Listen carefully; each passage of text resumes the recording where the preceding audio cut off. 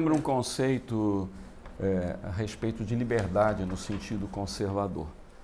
No sentido conservador, isto é, daqueles que têm, antes da existência formal do Estado, cristãos, judeus e outros, experimentam a liberdade, um conceito que não é a liberdade concedida pelo Estado, não é a liberdade definida pelo Estado, mas aquela liberdade anterior que todo homem e toda mulher tem de fazer as suas escolhas, da qual decorre a liberdade religiosa, depende de outro. Mas imagine que, de repente, alguém diga que você, sendo judeu, numa determinada nação europeia, você não tem mais o direito de exercer a sua religião e você vai matar 6 milhões de pessoas.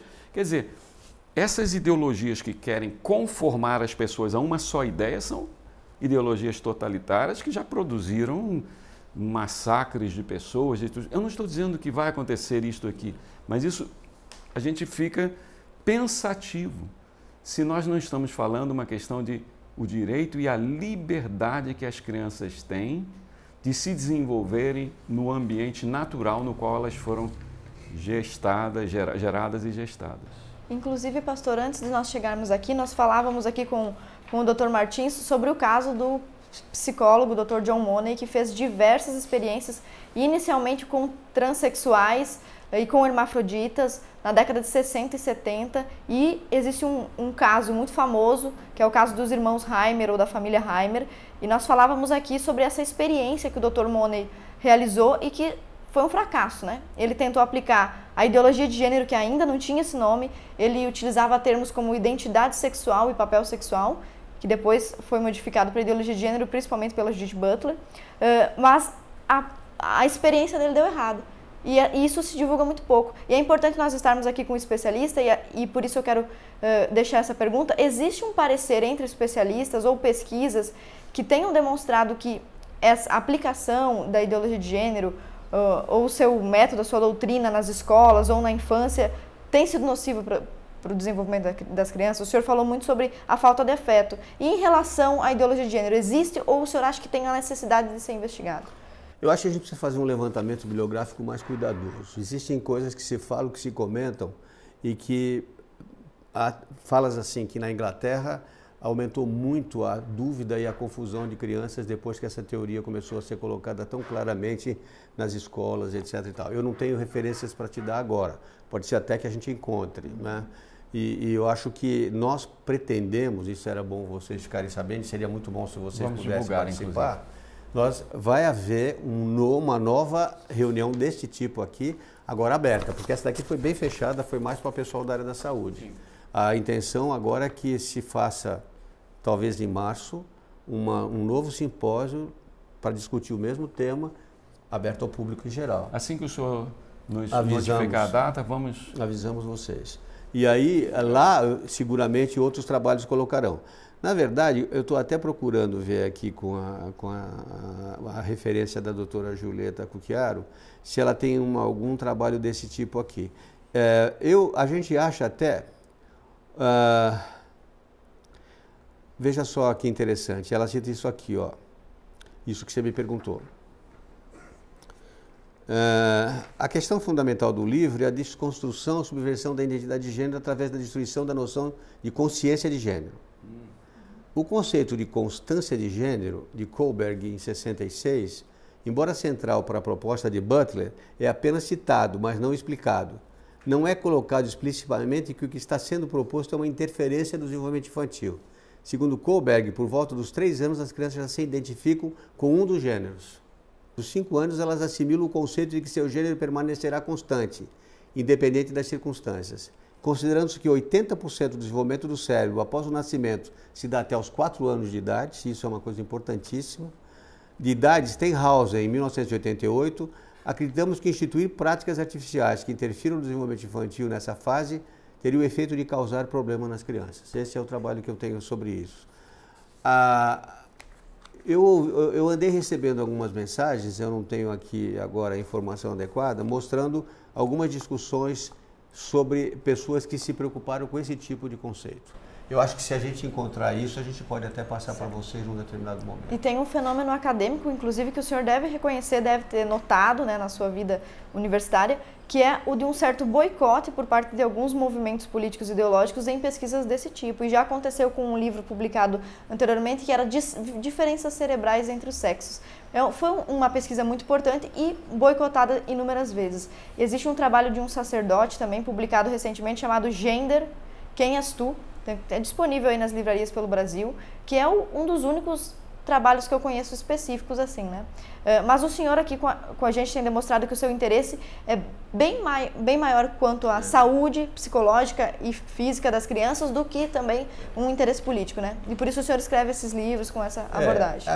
Mas os meus livros, eles não são feitos especificamente para a questão de gênero. Não. Exato. Nós compreendemos isso. Eu entrei até isso agora recentemente. Eles são muito mais para a questão do desenvolvimento psicoemocional saudável das crianças. É a forma assertiva e positiva de falar do ponto sobre a de criança. vista do desenvolvimento infantil, do que a gente sabe de crianças que são bem cuidadas, o que acontece com crianças precocemente abandonadas, quais as consequências de ir precocemente para as creches sem ficar com os pais, quando não há presença efetiva de pai e mãe no cuidado com as crianças, ou seja, a importância dessa relação familiar.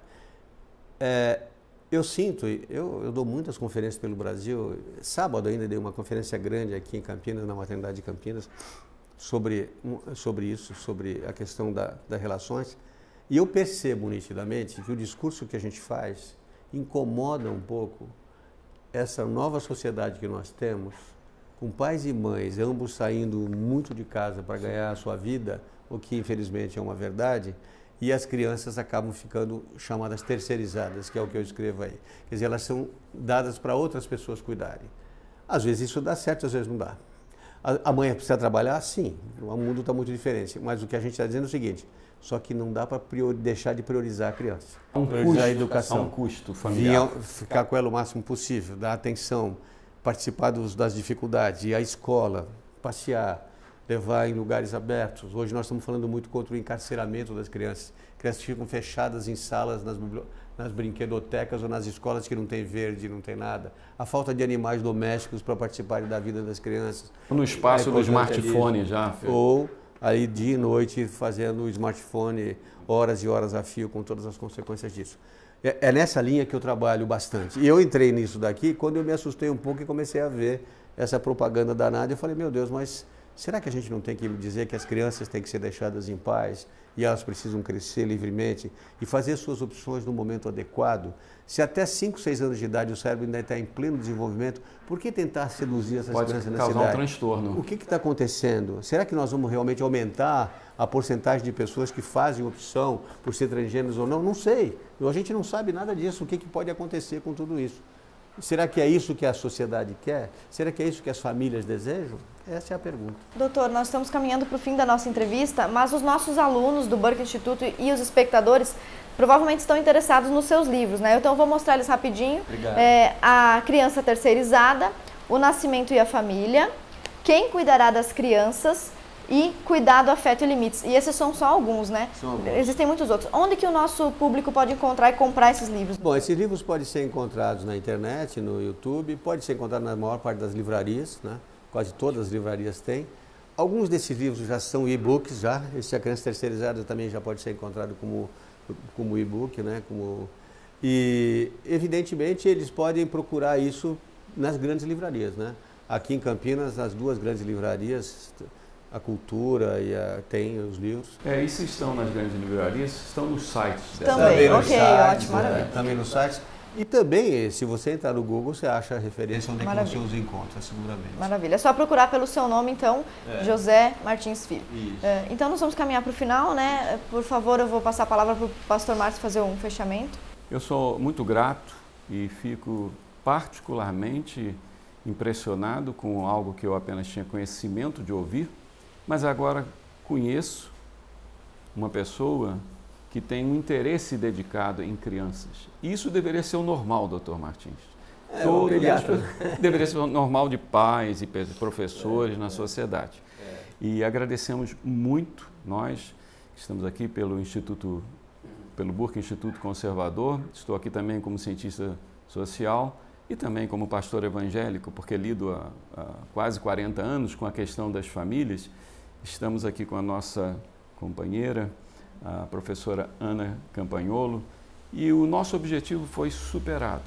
Nós viemos aqui para entender um pouco desse grupo do qual o senhor participou, que tiveram a honestidade intelectual, a integridade e principalmente a coragem de se posicionar em cima de questões que pareciam estar definidas porque há um grupo hegemônico, talvez, não sei, não vou entrar nesse mérito, mas eu compartilho da sua posição.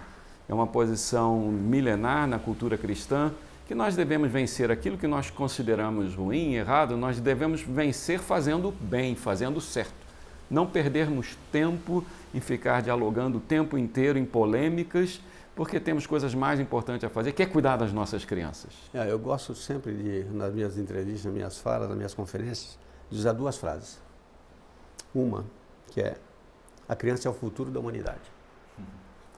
Eu me lembro de uma frase do nosso Saramago, nosso grande escritor da língua portuguesa, ganhou o Prêmio Nobel, que ele dizia o seguinte.